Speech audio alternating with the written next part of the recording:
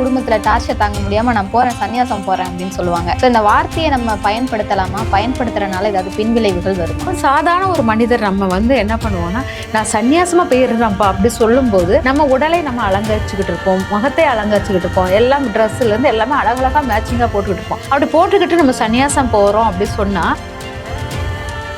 சன்னியாசம்ங்கிற வார்த்தை என்னன்னா எல்லா உடலை உள்புற வாழ்க்கை வெளிப்புற வாழ்க்கை ரெண்டும் உண்டு. உள்புறம்ங்கிறது உள்புறம் சுத்தமா இருக்குன்னா நம்ம சொல்லும் வார்த்தைகள், நம்ம பேசுற விதங்கள் எல்லாமே ரொம்ப முக்கியமானது. கடவுளை கும்பிட்டுட்டு பூஜை பண்ணிட்டு உள்ள நெகட்டிவா ஃபுல்லா அப்படியே வச்சிருந்தோன்னா, ஒரு மனிதனை ஒரு கெட்ட குணத்தில் பார்க்க ஆரம்பிச்சிட்டோம்னா அது நம்மளுடைய கெட்ட குணத்தையும் அதை ஆக்டிவேட் பண்ணும். இதே இது ஒரு மனிதனுடைய நல்ல குணத்தை பார்க்க ஆரம்பிச்சுட்டு, இப்ப நான் இவ்வளவு பூஜை பண்றேன் இவ்வளவு பண்றேன்னா பூஜைகளிலோ எதுவும் உங்க குணங்கள் மாறாது. நீங்க மாற்ற வேண்டியது நீங்க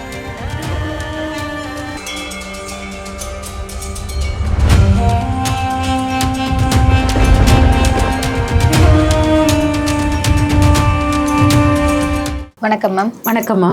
மேம், பொதுவாக நிறைய பேர் சொல்கிற வார்த்தைன்னா, முக்கியமாக அந்த திருமண தடை ஏற்படுறவங்கலாம் சொல்லுவாங்க, பேசாம சன்னியாசியாக கூட போயிடலாம், நம்ம சன்னியாசத்தை போனோம்னா அந்த கல்யாணம்லாம் பண்ண தேவையில்லை, குடும்ப பொறுப்புலாம் இருக்காது, ஆல்ரெடி கல்யாணம் ஆனவங்க குடும்பத்தில் டார்ச்சர் தாங்க முடியாமல் நான் போகிறேன், சன்னியாசம் போகிறேன் அப்படின்னு சொல்லுவாங்க. ஸோ இந்த வார்த்தையை நம்ம பயன்படுத்தலாமா? பயன்படுத்துறதுனால ஏதாவது பின்விளைவுகள் வருமா? இப்போ ஒரு சன்னியாசமா நம்ம போகிறோம் அப்படின்னு ஈஸியாக அந்த சன்னியாச வாழ்க்கையை எடுத்துக்கிறாங்க. சன்னியாசிகள் பார்த்தீங்கன்னா, மேக்சிமம் உள்ள சன்னியாசிகளை பார்த்தீங்கன்னா உடல் மேலே அக்கறைப்படாதவர்களாக இருப்பாங்க. தன்னுடைய உள்ளொளி ஆன்ம ஒளியை பெருக்கிக்கிட்டே இருப்பாங்க. அந்த ஆன்ம ஒளியை பெருக்கி முக்தி அடையணும், இறைவனுடன் என் ஒளி சேரணுங்கிற தாட் தான் அதிகமாக இருக்கும். அதனால அவங்க வெளி தோற்றத்தை பற்றிய அக்கறைகள் இருக்காது. அதனால தான் அந்த சன்னியாசிகளை பார்த்தீங்கன்னா வெளி தோற்றத்தை நம்ம அழகூற பார்க்கவே முடியாது. ஜடைகள் வைத்து பட்டைகள் போட்டு நிறைய உத்திராட்சங்கள் அதெல்லாம் போட்டு தன்னை அந்த உடலுக்கு அவ்வளோ முக்கியத்துவம் இல்லைன்னு சொல்லிட்டு அவ்வளவு எடுத்துக்குவாங்க. இப்போ சாதாரண ஒரு மனிதர் நம்ம என்ன பண்ணுவோம்னா, நான் சன்னியாசமா போயிடுறேன்ப்பா அப்படி சொல்லும்போது நம்ம உடலை நம்ம அலங்கரிச்சுக்கிட்டு இருப்போம், முகத்தை அலங்கரிச்சுக்கிட்டு இருப்போம், எல்லாம் ட்ரெஸ்ல இருந்து எல்லாமே அழகழகா மேட்சிங்கா போட்டுக்கிட்டு இருப்போம். அப்படி போட்டுக்கிட்டு நம்ம சன்னியாசம் போறோம் அப்படி சொன்னா, நீ உடலை வெறுத்தாதானே சன்னியாசம் போகணும். நீ சன்னியாசம் போகணும் நீ வாயால சொல்ற, உன்னுடைய உள்ளொலியை நான் பெருக்க வைக்கிறேன். அப்போ நம்ம வெளி தோற்றத்துடைய இந்த அழகூரா வைக்கிற அந்த உடலை நம்மளுக்கு அலங்கோலம் இல்லை, அந்த உடலை நம்ம நேசிக்காதபடியாக நம்ம உடலை உருவாக்கும். அப்போ நேசிக்காத அளவுக்கு உடலை உருவாக்கணும்னா உடலை நோய்களின் அளவுகளை கூட்டும். உடம்புல உள்ள உறுப்புகள் ஏதாச்சும் டேமேஜ் ஆகும், அதை நோக்கின இது நம்மளுக்கு அதிகமாக வரும். அப்போங்கும்போது நிறைய சன்னியாசிகள் சாமியார்களுக்கு நோய்கள் இல்லாமலாம் இல்லை. அவங்களுக்கு நோய்கள் இருந்தாலும் அந்த நோயை பற்றின கவனம், அதுக்கு சிகிச்சை எடுக்கணும், அந்த தாட்லாம் அவங்களுக்கு வராது. சுற்றி இருக்கவங்க தான் தூக்கிட்டு ஓடுவாங்க. இவர் வலிக்குதுன்னு கூட சொல்ல மாட்டார், அவர் பாட்டுக்கு இருப்பார், அவர் பாட்டுக்கு அங்கே ரத்தம் வரும் அந்த புண்ணில், எதுவுமே அவருக்கு அந்த உடல் வலியோ எதுவுமே தெரியாது. சுற்றி இருக்க சிசியர்கள் தான் அதை கேர் பண்ணுற மாதிரி ஓடிக்கிட்டே இருப்பாங்க. ஆனால் நம்ம சாதாரண மனிதர்களுக்கு அந்த வலியும் தெரியும், அந்த உடம்பு நாத்தம் வருதுங்கிறது தெரியும், நம்மளால அந்த இதை தாங்க முடியாது. அப்போங்கும்போது இந்த சந்நியாசம்ங்கிற வார்த்தை என்னன்னா எல்லா உடலை வெறுத்து உள்ளொளி பெருக்கிறது தன்மைக்கு தான் அது பொருந்தும். பொதுவாக 40 வயசு 45 வயசு அந்த காலத்தில் நிறைய பேர் குடும்ப வாழ்க்கையிலேருந்து வெளியே வரும்போது ஒரு 45 வயசுக்கு மேலே நான் சன்னியாசம் மேற்கொள்கிறேன்னு சொல்லிட்டு காட்டுக்கு போயிடுவாங்க. காட்டுக்கு போகும்போது இங்கே உடல் அனுபவிக்க வேண்டிய பஞ்சமத்த சுகம் கிடையாது, கணவன் மனைவி உறவுகள் கிடையாது, அப்புறம் இந்த நட்பு வட்டம், அந்த உடல் அனுபவிக்கக்கூடிய எந்த சுகத்தையும் அந்த காட்டுக்கு போனால் கிடைக்காது. அந்த வாழ்க்கையை நோக்கி அவங்க பயணிப்பாங்க. நீங்கள் அந்த மாதிரி வாழ்க்கையை பயணிக்க ரெடியாக இருந்தால் சன்னியாசம் போகிறேன்னு சொல்லலாம். நம்ம இந்த உலக வாழ்க்கையே 50 வயசான 60 வயசானாலும் என்ன, நான் அழகூராக இருக்கணுங்கிறத நம்ம பேணிக்கிட்டே இருக்கோம். சும்மா வார்த்தைக்கு நான் உங்க கூடலாம் வாழ்றதுக்கு நான் சன்னியாசியாக இருந்துக்கலாம் அப்படி வார்த்தைக்கு சொல்லும்போது அது நம்மளுடைய உடல் பாதிப்புகளை அடிக்கும். உண்மையுமே சன்னியாசம் போகணும்னா இறை அருள் தேடணும்னா உடலை பற்றிய சிந்தனை இல்லாமல் சன்னியாசம் போகணும்னு நினைக்கிறோம். கண்டிப்பா அந்த வார்த்தையை பயன்படுத்தினா நெகட்டிவான பின்விளைவுகள் வரும். Okay ma'am. இன்னும் சில பேர் என்ன சொல்லுவாங்கன்னா, சாமி கும்பிடுவாங்க, ஒரு வெள்ளி செவ்வாய்க்கோ இல்லை தினமும் 6 மணிக்கு மேலேயோ விளக்கு பொருத்தி சாமி கும்பிட்டு என் குடும்பம் நல்லா இருக்கணும், என் கணவர் நல்லா இருக்கணும்னு சொல்றாங்க. ஆனா மற்ற நேரம்லாம் பார்த்தோம்னா 24 ஹவர்ஸ்லயும் ஏதாவது கோவம்னா வார்த்தைகளை விடுவாங்க, திட்டுவாங்க. சோ அந்த 1/2 மணி நேரம் சாமி கும்பிடுறதுக்கான பலன் கிடைக்குமா, இல்ல நாள் முழுக்க அவங்கள நெகட்டிவா பேசி சண்டை போட்டுக்கிறாங்களே அது பலிக்குமா?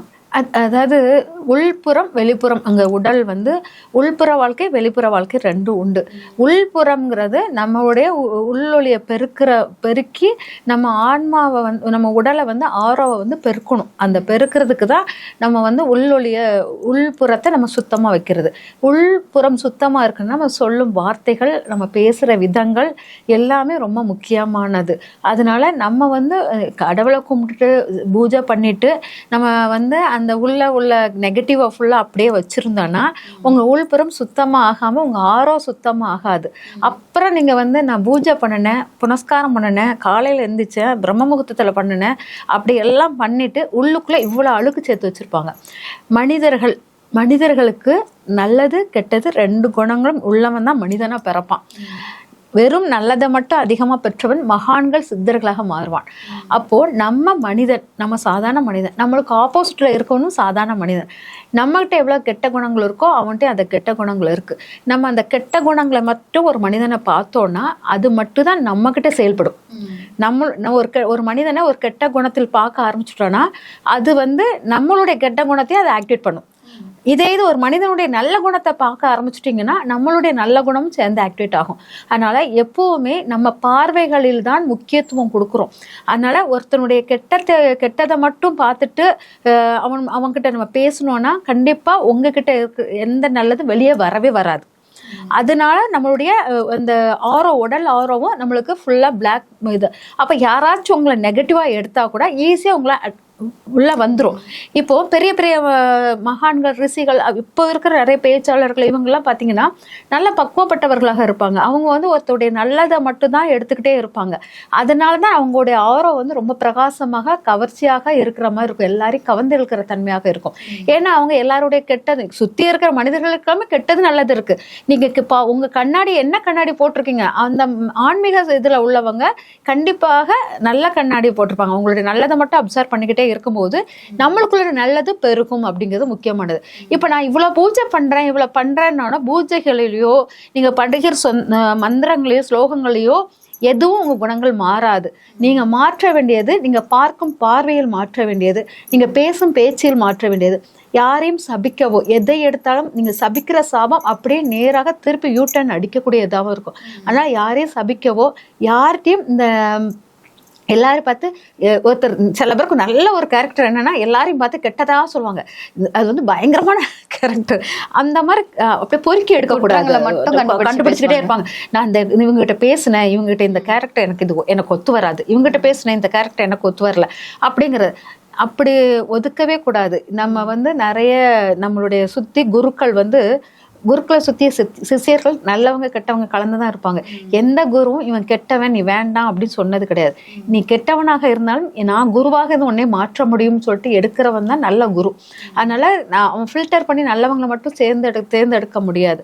ஆனால் குரு ஸ்தானத்தில் இருக்கிறவங்க வந்து அவ்வளோ பவர்ஃபுல். அதே போல் ஒரு குடும்பத்தில் நான் குடும்பத்தை நிர்வாகம் பண்றேன் அப்படின்னு சொல்லிட்டு ஒரு பெண் இருக்கிறா, ஒரு ஆண் இருக்கிறாங்கன்னா அந்த குடும்பத்தில் உள்ளது நல்லது கெட்டதை பார்க்கணும். பார்த்துட்டு கெட்டதை வந்து ரொம்ப ஃபோக்கஸ் பண்ணி அதை நீங்கள் பைண்டுட்டாக ஜூம் பண்ணி பார்த்தீங்கன்னா அது ரொம்ப பெருசாக தெரியும். அதை விட அவங்களுடைய நல்லதை ஜூம் பண்ணி பார்க்கும்போது அது அவங்களுக்கும் ரொம்ப நல்ல மாற்றத்தை கொடுக்கும், உங்களுக்கும் நிறைய மாற்றத்தை கொடுக்கும். அதனால் எப்போவுமே நம்ம குழந்தைங்களானாலும் சரி யாரனாலும் கெட்டதை மட்டும் பார்க்குற குணத்தை மாற்றிட்டு உங்கள் கணவர் தப்பே செய்தாலும் அவர் உங்களுக்கு செய்த நல்லது நிறைய இருக்கும், அதை பார்க்கும்போது அதை கெட்டது சிறுத்து போயிடும். அதுவே மனைவி நிறைய கெட்டது செய்தாலும் நிறைய நல்லது செஞ்சுருப்பாங்க, அதை பாருங்க. நீங்கள் கெட்டதை சொல்ல சொல்ல அந்த மனைவி உங்களை விட்டு விலகி போய்கிட்டே இருப்பாள். அதே கணவன் நீ எப்போவே நீ இப்படி பண்ணிக்கிட்டே இருக்கன்னா அவன் நீ உனக்கு என்ன நல்லது செஞ்சாலும் கண்ணில் தடாது, நல்ல கெட்டது மட்டும்தான் படுது அப்படிங்கிற மாதிரி அவனும் விலகி போய்கிட்டே இருப்பான். அதனால பார்வைகள் நம்ம திட்டுறது கோபமாக கத்துறது எல்லாம் விட உங்களுடைய உள் அழகை பெருக்கணும், அதுதான் உங்க வெளிப்புற அழகை அழகுபடுத்தும். அதனால நீங்க கடவுளை கும்பிடுறது ஸ்லோகங்கள் பண்ணுவதை விட உங்களோட உள் ஆத்மா ஒளியை பெருக்குங்க அப்படிங்கிறது முக்கியமானதா. கண்டிப்பா மேம். ஜோதிடம் சார்ந்த நிறைய விஷயங்கள் பகிர்ந்துக்கிட்டீங்க. நன்றி. நன்றி மேம்.